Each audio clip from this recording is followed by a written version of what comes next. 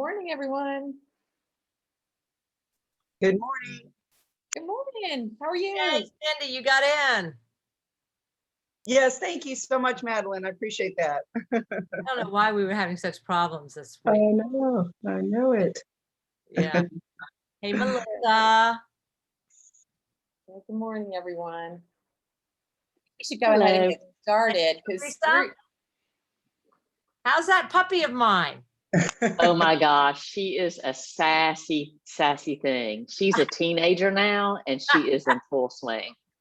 6 months. Ours just hit the 6-month mark too. And it's just, she was a sweet little angel, never chewed a thing. And suddenly she's chewing everything. Oh no. Well, we were going to get a she COVID thinks- puppy, but I don't know. She thinks she can get away with anything as long as she just twists that little behind around like that. One of Teresa's partners has one of our 11 puppies, COVID puppies. She had the one that I knew wanted to be an only child. She's Yes. like, this dog wants so much attention. She needs to be an only child. She yes, if she comes sassing by at some point, I might have to lift her up so you can see. So, Oh, I would love that. I would love that. Hey, Ann, thank you for being here. Julie, good to see you. Bob, good to see you. GP, Bob. Forrest, you back for more? Yay, Doug Snyder. Hey, Forrest. Doug. Hello, good morning. Good morning. Bob, yeah. Mary I know, Jo? Madeline, I know you're enjoying seeing everybody, all your friends, but I think, yeah, thank you for Hey, doing Daniel. We need to get started. So we'll hear more from Madeline a little bit later, and you'll get to give a lot of good hugs and shout outs over the Zoom call. But good morning, everyone. So glad you're here for our monthly business partner call. We're calling this Coffee and Conversation. And the wonderful gift, and we're going to be talking about gifts today, is that each of you is sharing with each other so we can learn about your skills and talents and what you can offer the nonprofit community. And so that we can partner more together and just understand, how it's operating out in the sector, and, how we can do referrals and so forth. We started these, I think, last September with a great session facilitated by Melissa and Krissa of ISSA Facilitation. And we heard from all of you. And today we're not only going to hear from one of our great partners, Marc Pitman, but we're also going to talk more about how we can engage you going forward. Madeline's going to be here for the last 30 minutes, and we'll be able to share with you what we're, I guess, like fondly calling Consultant Collaborative, which is a new initiative that we're going to start in July, which is going to put you even more in front of our nonprofit members. So please stay if you can. But you're here primarily to hear from Marc Pitman, who I'm happy to call a friend in Greenville.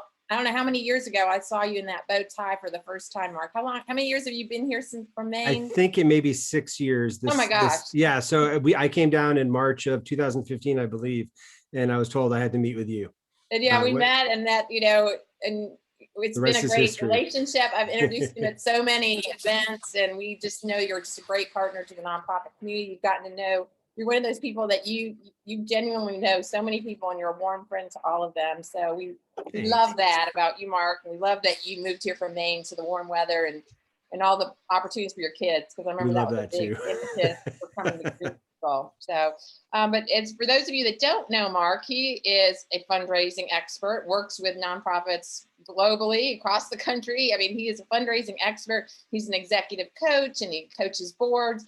And add to that list, he's an author. And today we are going to, yes. And, not just one book. I mean, we all some of us strive to write one book, but he's written multiple books. The one we're going to hear about today and we're going to put into practice is called The Surprising Gift of Doubt. And according to Marc, doubt is actually a gift, not a flaw that we all have. And he's going to push us on that. So with that, I'm going to turn it over to you, Marc.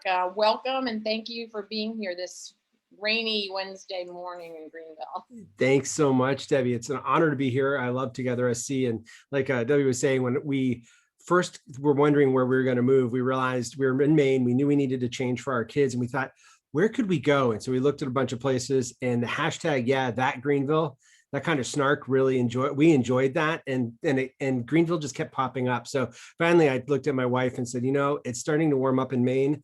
we're going to just be dumb if we don't make the move now. We have to make the move now because we're just going to fall in love with Maine again.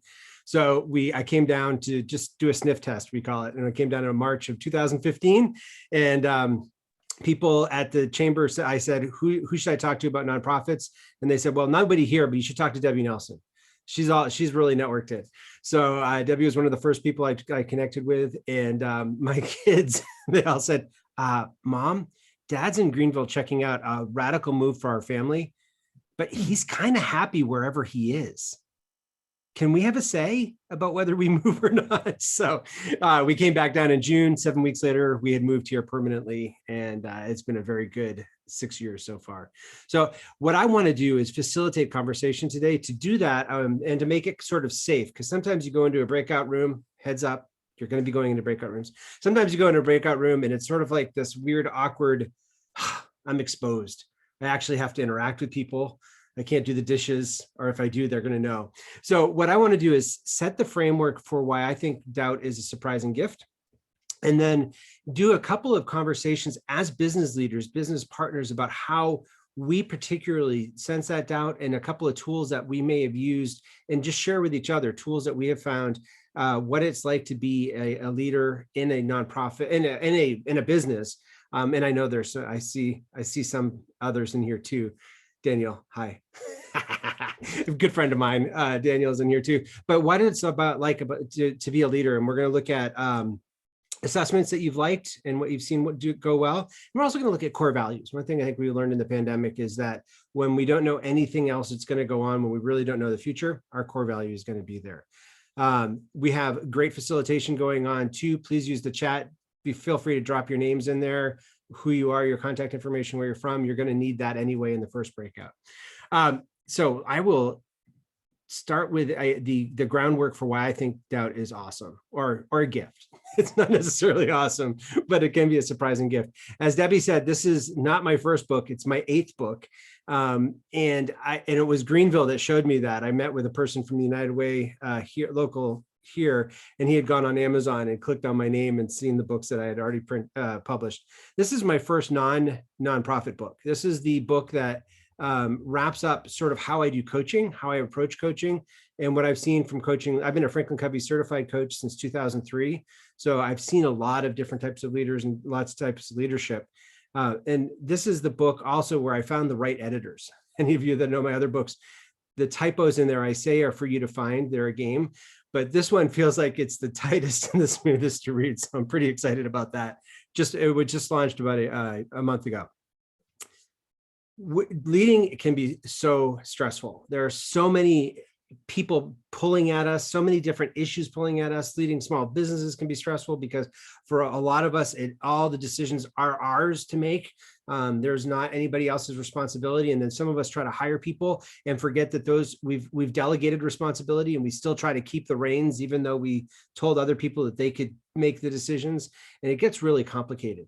The Center for Creative Leadership tried to do a study to find out what's the one big stressor in businesses, and they couldn't find out one. It was equal among 4, and they all equated to people. People, bosses, peers, customers, vendors. They were all stressful to people. And it's because running a business is hard. I'm going to show, this is something I share with why running a nonprofit is hard, but I start with running a business. Leadership itself is challenging. But in a business, we are bosses who may have a staff, and we get to serve our clients. And when we do the client service well, when that value is there, that generates the revenue that funds our entire structure. And we know as business partners that that's stressful enough. What we find though in nonprofits, the people we're often working with, is that there's the boss, or the person who's called the boss, but you know that they're not a boss because legally there's a board of directors that has to be the boss. And sometimes they individually think that they're the boss individually, not as a group. When they're meeting, they get it all messed. That's on us for not training people to be good board members. But so that immediately the boss doesn't have the final decision-making authority. There's this oversight group that's in there. There's still a staff to work with, and there's still clients to serve, or a mission to serve. But the better you serve that mission, or the better our partners, our nonprofit partners serve that mission, it doesn't generate any revenue. It's these donors these annoying things called donors who don't understand what we're doing. They don't speak our language. They don't just self-evidently know that we're doing good, just trust us with your money. We have to learn to communicate with them. We have to train our nonprofit partners on how to speak their dialect and how to do this thing, which most of us involved in nonprofit work don't get into it because of the donors. We don't get into it because we love fundraising. We get into it because we want to feed people. We want to conserve land. We want to, preserve history. There's other things that we do. We don't get into it for the donors. So for our partners, it's even more stressful. And many of us working with them are seeing them experience doubt too. And that can be visual to us of that doubt can be their real drivenness for certainty. I want to know exactly what the population growth is going to be in my area. I want to know exactly how many donations I should be getting, how much money my fundraiser should be getting. I want to know exactly what the next 5 to 10 years looks like. Some of you have seen these RFPs for strategic planning that they want entire certainty. So all they have to do is put in the Google Maps and follow the prompts. And we know that that's not real. This is why I think we get confused by doubt. Here's what I call the leader's journey. It's a 4-quadrant framework. There's the confidence axis and there's the inputs axis. And most of us as leaders we only are given half the map. We don't realize the other half isn't started. We start out in quadrant 1. We're really confident because somebody finally sees leadership potential in us. They give us leadership over a project or over a team or maybe even over a division.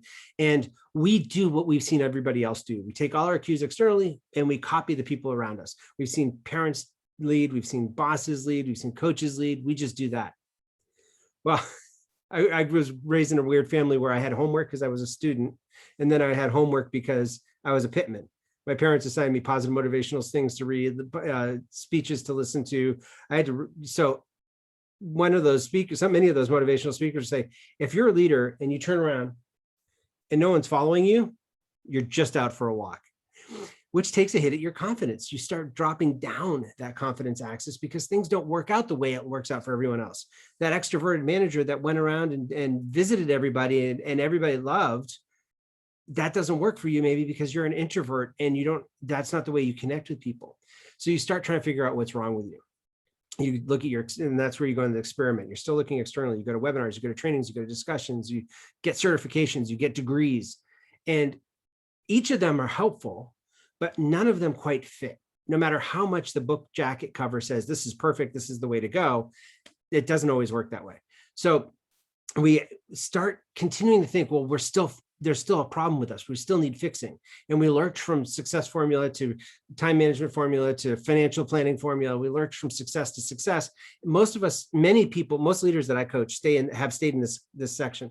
They have a lot of success behind them, so much success that people know that they're going to be, we don't even need to give you oversight. Whatever you do, we trust you because you're going to do great. But we ourselves know that we're just making it up as we go along. We really don't have the answer, and we know our fault so well because we've been trained by our society. Where's you get an 85, where are the extra 15 points? Here's your job performance, and these are the areas of weakness that you need to start bringing up. And so we are always primed to look for what's lacking as opposed to what we've got. Well, the doubt that grows in there just says, often manifests in terms of, I'm in the wrong job, I should never have started this business. Maybe I'm the wrong leader. Maybe I need to move myself out so the right leader can come in. And those could be legitimate things. But I think the surprising gift is that it forces us or invites us into the other half of the map, which is looking at our internal inputs. And when we start analyzing in the 3rd quadrant, why are we different? Why does this time management plan not work for us? Why are these things not clicking the way everybody else says that they should?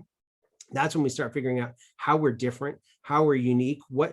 The question goes from being, why do I not fit? Why can't I get that right? To, what if my approach is exactly what this organization needs? What if our perspective is exactly what this sector needs added to the conversation?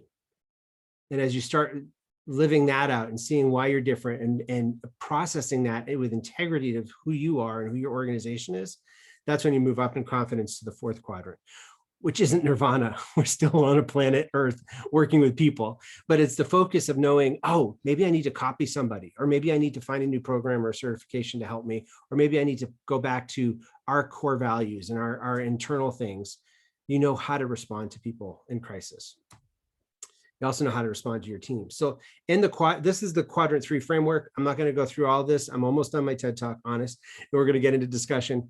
But the 3 areas I have found that are really helpful for people are their hardwiring, and we're going to take a look at that and then discuss that together in small groups and then together. Our stories, which I call our identity, and our goal setting. And when we cross over that, there's a personal style, there's mission, and there's values. And that's the second area we're going to look at before we move into the other part of our program today. When we have all of these 6 areas working together, that's when I say we're working in integrity, because we're integrated. All the gears are locking together. We're firing on all cylinders, and we're able to have that calm assuredness that comes when we know who we are and we know what we believe. And even though we don't know what's coming, how we're going to respond to we don't know what's going to face us, what's coming at us, but we know how we're going to respond. These were the leaders that when the shutdowns happened and businesses, we all felt like, well, many of us felt like we're adrift. We don't know if there's going to be any revenue. These are the leaders that were saying, look, to their team, I don't know what's going to happen, but I do know these core values are what we're going to stand for. We're still going to take care of each other. We may have to make some hard decisions, but we're going to do that in the most humane way possible. And we're going to do it in ways that, maybe there's furloughs for salaries, but we're going to do that in a way that we're hoping that if we do these furloughs now, we'll be able to pay them back in a year's time. There are values of how they'd already done the internal work to figure out how they're going to respond when any crisis hits. So hardwiring, you probably know, I have seen these. I think what I added to the conversation, or people have said is interesting in the book, is I talk about 3 different types of hardwiring: ability hardwiring, behavior hardwiring, and motivational hardwiring. The ability, what most of us know, the behavior hardwiring. So that's like DISC, which is just a simple 4 quadrants. Also goes back to the ancient Greeks. They thought people were different because they had different bodily fluids in themselves. Some people were more sanguine, some people were more melancholy, some people were phlegmatic, some people were more choleric. I don't like those labels because my parents got really depressed when they found out they were melancholy. So I like DIS and C because there's not emotional attachments to those, but it's introvert, extrovert, active, reserved, task people. This can be very helpful because they're external behaviors and you can respond to those in real time. The ability hardwiring is what you do naturally really well, what comes to you really quickly, not the skills you've developed, but it's just what comes to you quickly. And what I use for that is the Highlands Ability Battery. They took about 20 years ago, folks from the Highlands area of North Carolina pulled together a bunch of corporate tests to focus on specific abilities and put them into a 3-hour, and it really is a battery. My mom took this, that was Freudian. My mom took this when I was going through certification about 20 years ago. She said, Mark, I felt more mentally alert after 36 hours of labor with you and nothing to show for it than I did after 3 hours of this test. But it forces you to do 19 different tasks under time pressure. Given enough time, you could do them. The time pressure is the key here. And if you've done any of these assessments, you can kind of fluff the answers. You can kind of see where the questions are going. With the ability battery, it's really objective and you can't. I like that. You don't know what the game is, so you can't skew the results. And then the stack of this is, so you have abilities, you have behaviors that have influenced those abilities and skills that we've learned. If we're more introverted, we learn other skills to interact with people that extroverts may naturally have. If we're more extroverted, we have to learn to tone down some of our behaviors so that we can be more engaging with the people around us. But all of that is kind of on top of our motivations. What are the internal motivations that we have? So I happen to use the Enneagram. I find that to be really helpful. I think some people use Colby, which is an instinctual basis. The whole point is, what are the stories that we're telling ourselves? An Enneagram, just for those of you who, an introduction to the Enneagram is that it seems to go back through history. The Odyssey, in the Odyssey, Odysseus goes back to 9 different places, and they follow the same exact pattern that we see here in the reverse: 9, 8, 7, 6, 5, 4, 3, 2, 1. Each of the people groups or challenges he encounters have the qualities of these. Dante's Inferno and Divine Comedy also have these qualities in them. So there seem to be some sort of wisdom tradition going, but we know it mostly from South American teachers in the 1800s and 1900s that shared it with us, which I think is great. When we have something, the assessments I choose tend to be from global perspectives, because I think if we're just North American specific, we're going to replicate internal biases that we can avoid if we look at a more global perspective. So what the whole point of the Enneagram is, as complicated as it looks and as in-depth as it can be, is that there are 9 different stories we tell ourselves to operate in the world. So an achiever 3 is an aggressive go-getter type. What they learned early in life was, if I appear successful, people will accept me. And so they have this amazing ability to look successful in whatever group they're in. But the challenge is that if they're in their faith community, they may not look the same as they do at work, because the values of success can be different. A questioner, say, I don't like these labels. Like I told you, 6s, they've learned that the world is a very unsafe place, and I need to have all the contingency plans thought out to be safe in this world. So we'll walk into a building when we can start meeting together, and we'll look for our seats. They'll have already identified the exit, where they could go if those exits, the exits with signs are blocked, and then a third way to get out of the room too. They have an amazing ability to plan ahead. The weakness of that strength is it can be very hard for them to commit to something, because they're always coming up with questioning. They really want to make sure that the solution or the person is reliable.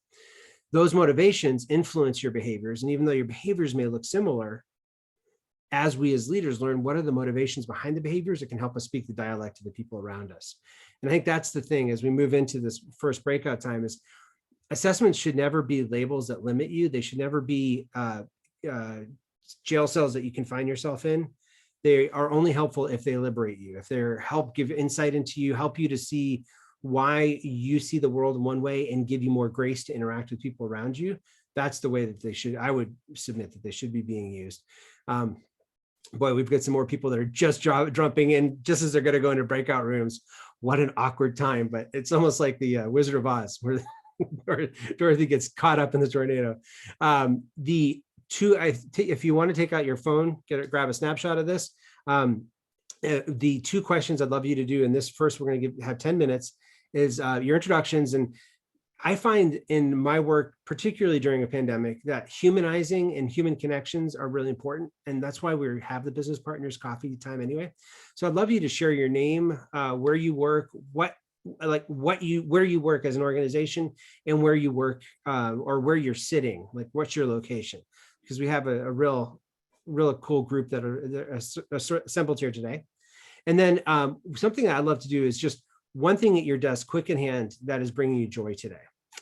And then I'd love you to just discuss, as leaders, as business people, and leadership isn't just a title, it's a matter of influence. We're all influencing people in our lives. And so we all have some level of leadership, whether we acknowledge it or not. So as leaders, what assessments have you found helpful, and what was helpful about them? And then we'll come back and share those in the bigger group. I'm glad for your S there, Benjamin. No, that's cool. We're good. Calm. We didn't get through it. No? No. Awesome. I think it's awesome. To me, that's awesome, because that means there was discussion. It wasn't like you're all just kind of sitting around thinking, Yep. why did I join today? So Daniel and Robbie, I can't wait to hear your answers later. I know. I hate that. Sorry. So what was the most unique, not most unique, because that's not the way it should be used. What was the most standout thing that made people human? You can brag about somebody else in the group or it was bringing joy in their lives.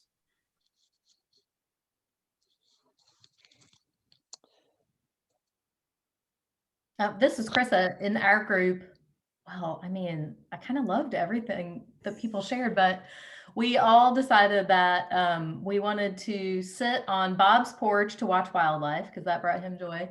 And we wanted to eat Debbie's cooking because that brings her joy.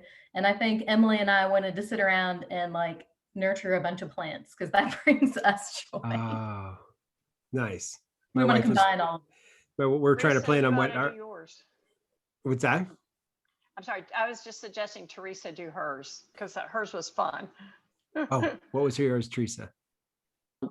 Okay, this is silly, and I don't mean to be obnoxious about this, but this is under the heading of when you are downsizing at home and going through your various things that you've collected over the many years. So I'm a tiger, so I found this for my freshman year and brought it into my office this morning because I thought it was so funny. Ah, fun. It just made me laugh out loud when I saw it. That, and I had a copy of the Miami Herald from 1982 after the first national championship. Those two things were put together, which was pretty funny. That was one of my biggest mistakes. I went down to Carolina Ale House and I saw the Gamecock. I now know it's a Gamecock symbol. And I said, oh, is that a Clemson Tiger? I did not know what this Northeast boy did not know what he'd gotten into. I did leave there unscathed, fortunately. An hour and a half later. Oh, yes. I was very well informed. Good. What about other people? What did you find for assessments that are helping you? For those of you who, just to recap, we just got out of a breakout with room where we looked at, we had talked about different assessments and how they may help us process that and actually find our uniqueness and give us understanding why other people are kind of messed up. I mean, why other people are different than us. So that there's grace in working with other people. So what are some of the assessments that you all found helpful?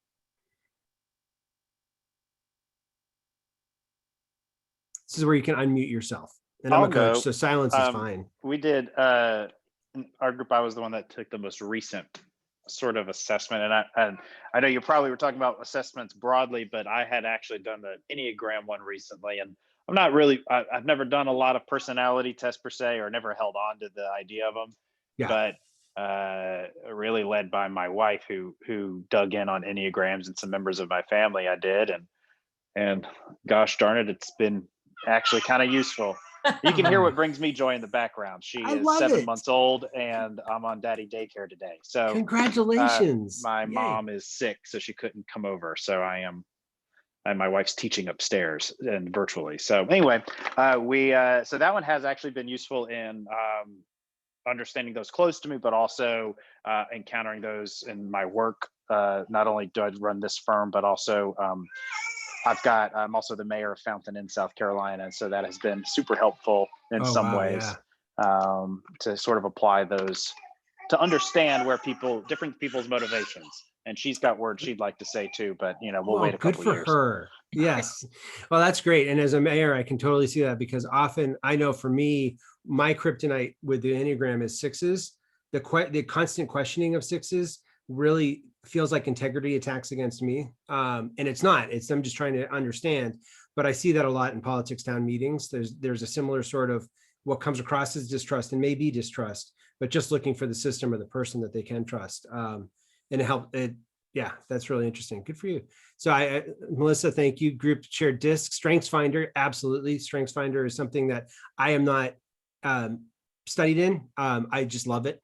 So I leave that to others to talk about. 4 tendencies I've heard great things about. Myers-Briggs and Enneagram, great.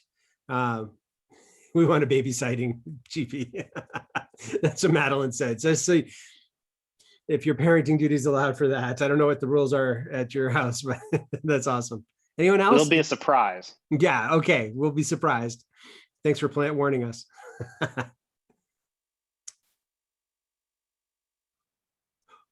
One of the things I want to reiterate with these assessments is if they start becoming the tools to inflict damage against people, then they've lost their usefulness. I walked into an organization, a multinational organization that had gone through some sort of 4 types, tendency things with shapes and colors, and they had all those labels on everybody's door in cubicle. And I have seen, I think it may be working for them still, because what the benefit is, it gives you a common vocabulary and it gives you an objective way of describing very personal things. Instead of saying, Mark, you really annoy me, would you just shut up? You could say, hey, are you verbally processing, or are you going to focus on that decision? And that's something, it's the same thing, but it's something I can not get defensive about. Oh yeah, I'm verbally processing. Sorry about that. Where it becomes really inflicting is where I've seen organizations use these types of assessments saying, well, that person can't possibly be promoted, or that person can't possibly move into this role because they're an introvert and we need an extrovert in that role, or whatever those are. And those are the wrong way to, I'll just submit to use those. We can all develop skills, and sometimes having people intentionally need to develop skills in an area that they're not strong in can actually be perfect for the job because they bring a different intentionality and awareness to the position that may have been lacking from the previous occupant. So with that, let's go into values. I want to make sure we have plenty of time for both parts of our program today. Also, I would I'll share with you now, I'm going to, the slides I'll make sure that Madeline and Debbie are able to share out the slides, and I'll also share the first couple chapters of my book because it gives this framework as well, in case that's helpful. Another part where I find the problem of talking about a system like Quadrant 3 leadership is that it sounds linear, but life isn't linear. And one of the problems I had with the reason I became a coach was because a lot of consulting practices force you to go into a certain process, which can be helpful. But often that's not applicable for every one person. Some people they need to be working on step D, not step A. And I wanted to be able to be flexible in doing that. So when you look at this Venn diagram, think of it as a three-dimensional object that's moving around because life is moving around, and you can dip in and out as you go, which is totally fine. One of the on-ramps that I find for most people is the values section. Has anybody here, just raising hand, have you taken a values inventory before? I'm not okay. I only can see 5 of you, and nobody raised their hand there. So if the other 20 did, good for you. But values inventory, if you Googled it, you'd find a ton. Why I like the values inventory is that it like the assessments, it kind of grounds you in who you are uniquely, what it defines us. With your business, it may be helpful to write. I wrote a manifesto 2 years ago. And instead of what I stand for, I started out with what I stand against. Conquer Leadership Group stands against systems that grind leaders to a pulp, and poverty mentality that says leaders have to go without and be churned up and just waiting for the next person to replace them. That surprised my wife because I'm such a positive person to stand about what's the fight. But for me, on a day-to-day basis, I need to remember what's the fight that I'm in. And those are grounded in my values. So that's part of the reason why I liked the manifesto version for our business. What I wanted to do is have a structure where people would know in the moment what's the right judgment call to make. Because we can always have flowcharts on decisions and all, but values are sort of like we're standing in the middle of the road and I have an option coming at me. Where do I put the value? Where do I value or put more of the weight of my foot? When I was in one job, I had to ask my boss came to me with a list of things she wanted me to do the next year. I was a major gift officer at a prep school. And I listed all the stuff that were A1 priorities from the previous year, and then listed all the new A1 priorities and said, I need your help. And it felt really risky to do this, but I said, I need your help. Every individual task on this list feels a top priority. I can totally make an argument for why this is the most important thing I should be doing. But there's only one of me and only 24 hours in the day, and I'm not supposed to spend all 24 hours here. So I need help with knowing where. I'm not going to try to evade anything. I'm going to try to do this, but just what's the compass that I use? How do I make the judgment call? When a phone call comes in, do I pick it up because our value is to have alumni talk to a human being on every call? Or do I let it go to voicemail because our value is that this grant deadline needs to be submitted by the deadline, the grant proposal? She took the paper, leaned back, and I thought I'd blown it. I really actually thought I had risked my job. And after a long silence, she just let out this long sigh. So what is this wrong to ask you? She said, oh no, I just wish I could ask the headmaster, because every year feels like a brand new job description without leaving the old job description behind. So one of the things that doing a preparation for the Nonprofit Storytelling Conference, I looked up I always talk about it as a keel to ship. And so you'll see in the PDF that there are some things I found from Encyclopedia Britannica on ships. including that image. But I love the keel image because I'm not nautical, but I'm not a ship. I've never played one on TV. But the idea that the keel is the underpinning with which everything else is attached to, it's sort of like our values. They're central. They're not necessarily seen. They're often below the surface, but they're giving us inputs and clues on what we're to talk about. There aren't really right or wrong values. I think it just needs to be, well, there may be wrong values, but for the most of us that are intentional about this and the work I've done, I haven't found people that are ethically wrong. The nice thing about values too is to think about all the different things you do value and then look at for your core ones. My friend Brant Manswar talked about the difference between core and aspirational values. Being core values are the values you can look back in your life and see that you've taken choices based on them. You have a story about, oh yeah, this is when we appreciate, you know, my family can say we're committed so much to diversity that we moved from 98% Caucasian Maine to a commute to the South to learn what it was like to live with different racial tensions and relationships. That can be one of, if that were one of our core values, we have a story where we can see we took a life commitment for that. Aspirational values are the ones you hope are true, but there isn't really proof in your history. And the aspirational values keep us striving. But what Brant talks about in his book, Black Sheep Values, because the black sheep are the ones that can't be dyed. The white sheep can be dyed, the wool can be dyed, but the black sheep can't. So what are those indelible values on your of who you are? These are the things we can turn to when chaos hits, as I said before. So what we can go is do an inventory. If you Google values inventory, you'll get a bunch. conquerleadershipgroup.com/values has a free inventory there. But what you'll find in these is basically a list of words and phrases and things that maybe stand out for you. And you look at the list and just kind of put a dot next to the words that stand out to you, or circle the words that seem important to you. Certain ones will give you kind of a spurt of joy, or will just be clear, yeah, this is something that I'm very much, this is very important to me. And then you can put it away and resort it and look back again to figure it out. When I was doing it with the Nonprofit Storytelling Conference, I invited people to do I gave them the values inventory, had them do it for themselves. And then if there were time, do it for their nonprofit. And the conversation we got back was many people had a struggle doing it for themselves because we just don't usually give ourselves the space to do this work. But the scary part for the nonprofit folks was they couldn't figure out the core values of their nonprofit, the organization they worked for, which can be a tremendous place of stress for us. If our personal values are out of sync with our work values, and particularly those of us who are self-employed or run our own businesses, that can be a very real reality where we're trying to run business based on somebody else's rules because we think that that's what's right, but that's against our values. And we don't know why we're stressed out. But if you're employed too, that can be a cause of stress. But when you kind of get real about what your values are and what the organizational values are, you can at least have a conversation with yourself or people you trust. Is this worth risking for? Is it still a good place to be? Do I need to find this value expressed in another place? A hobby, a community group, a faith community. So what I want you to do is go into your chat breakouts. We're going to do 5 minutes and then we'll have a 4-minute recap. Ben, can we do 4 minutes of discussion? Yeah. Okay. I would love to hear the questions that you can take a picture of are, what values seem to ring true to you as you've gone through life? And have you done any work to identify your corporate or your personal values?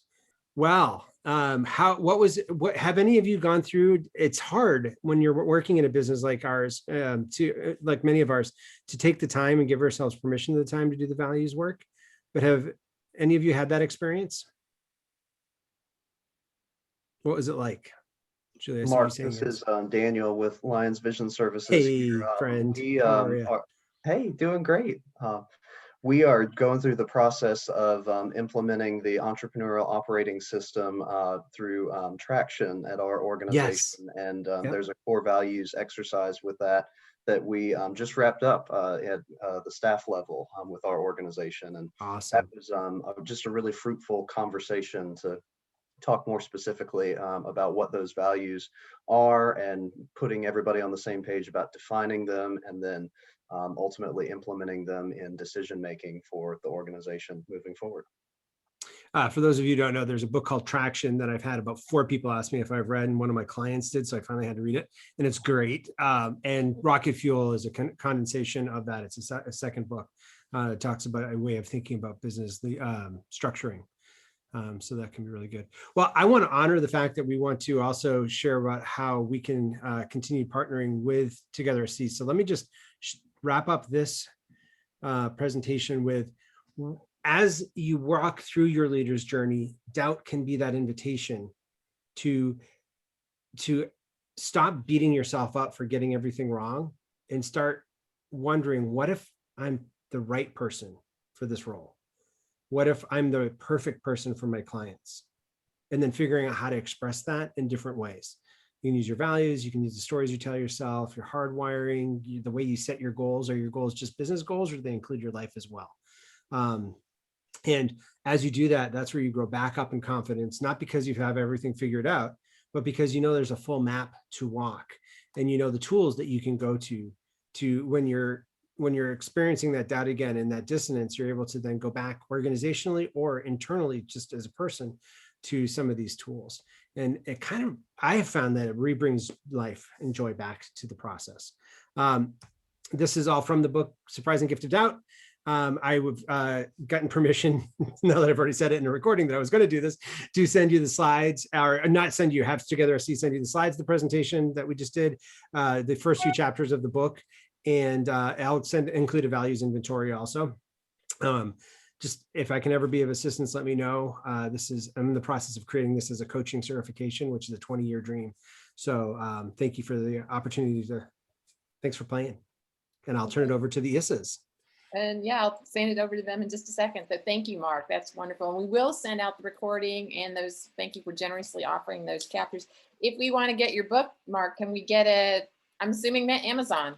Maybe? I would prefer the independent booksellers, but okay. Yes, Amazon is the giant, and they're the ones that everybody's sales. The independent booksellers look to the Amazon sales to see if it's selling well. So yes, Amazon is the easy place to get it. But if you can give us that information of how to get it through independent booksellers. You. Okay. Then that'd be great. We'd love to share that with you. And I'm gonna, so thank you for